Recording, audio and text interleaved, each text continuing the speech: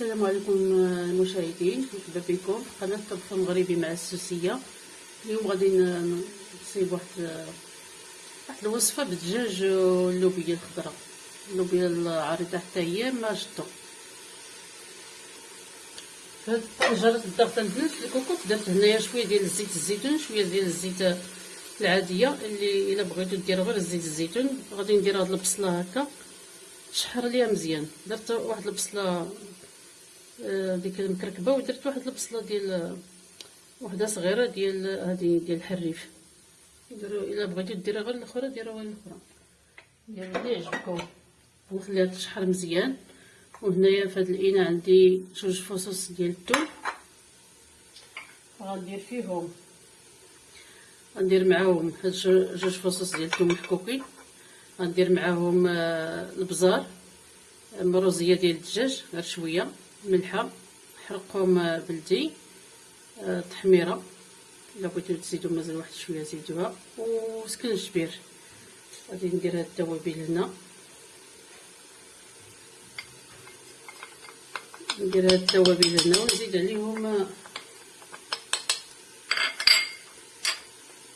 عليهم الزيت الزيتون بهذا الشكل هذا. الوصفه كتجي زوينه بزيت الزيتون. بغيتو خلطوا زيت الزيتون مع الزيت الروميه. غادي نخلط كلشي مزيان بهذا الشكل هذا.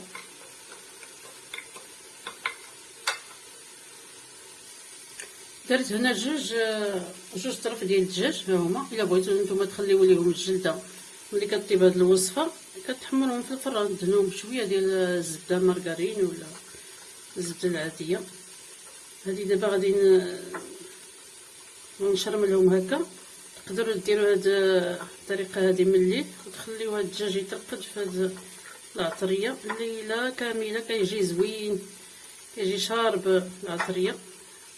انا راه ما درت ما لقيتهمش. غادي نديرهم، اللي بغى يخلي ثاني هاد الدجاج في هاد العطريه يترقد واحد 3 السوايع هكاك. انا زربانه به، غادي نديرو دابا يطيب.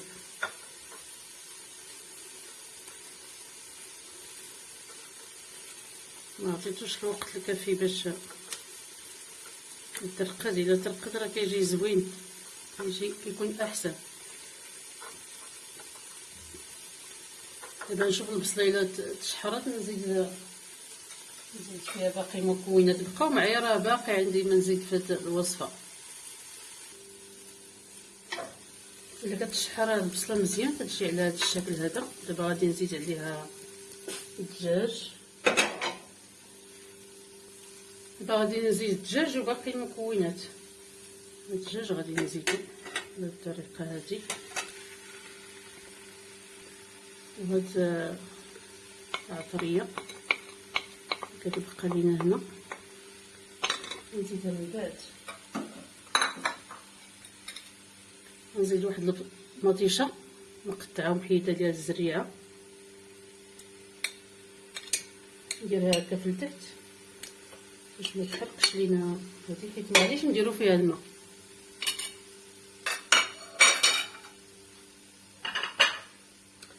غندير واحد الكميه ديال اللوبيا.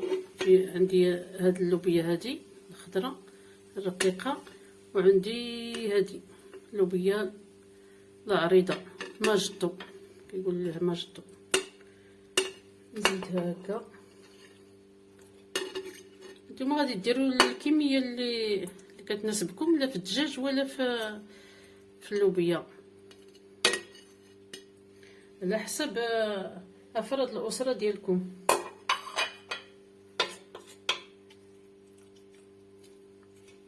هي على هذا الشكل، عرفتوا واش كتبان لكم مزيان.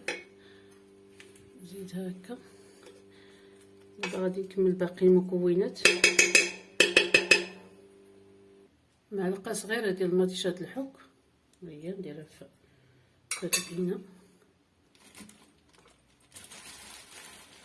وندير معدنوس،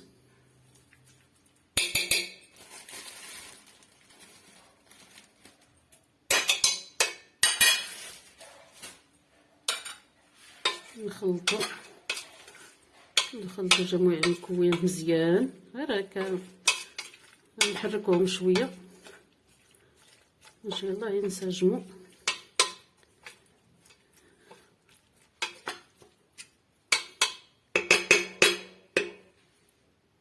مطيشه مصبره خلطتها هنايا في العطريه، يلاه نحيدها ونديرها هي والعطريه اللي بقات ليا في التبصيل في العينه.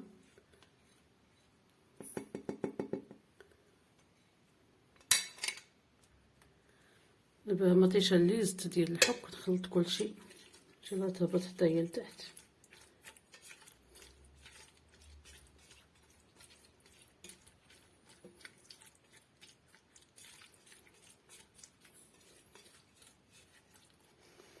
دابا غادي نسد عليها ونخليها طيب.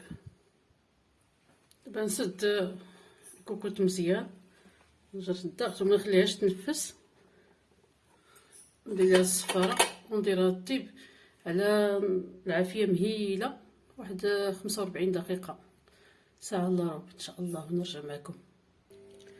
ها هي البنات ملي كطيب الوصفه راه كتجي على هذا الشكل هذا، كتجي زوينه مرقه منبيه تبارك الله. ها هي البنات راه ما خليتش فيها مرقه بزاف، خليت فيها غير واحد شويه ديال المرقه، هي مرقه كتجي زوينه منبيه وخضره. اخويت شويه ديال المرقه في هذه الجهه. والله جوتي الا كتجي هاد الوصفه لذيذه، جربوها كتجي لذيذه بزاف. مره نبدلو، مبقاوش نديرو غير واحد هكا ديال المرقه ديال بصله.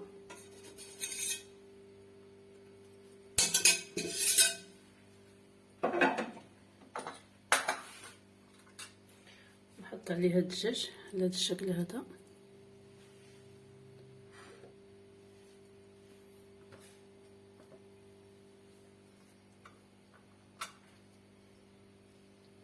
هو البنات هي الوصفه ديالنا راه كتجي على هذا الشكل هذا، كتجي لذيذه بزاف.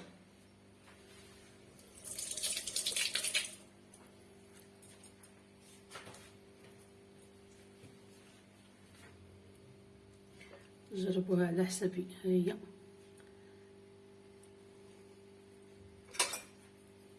المرقه كتجي زوينه، والدجاج طايب، ها هو طيب مزيان بلا قطره ديال الماء، حتى شي قطره ديال الماء. راه هذا كيطيب في الكوكوط في طنجره الضغط بلا ماء، كيجي لذيذ. الدجاج واللوبيا فاصوليا خضراء. هاد الوصفه كنتمنى تعجبكم. الا عجبتكم ديروا لي لايك وشاركوا معايا في القناه، وبسلام عليكم حتى الفيديو الجاي ان شاء الله. الا جربتوها غادي تعجبكم. بسلامه.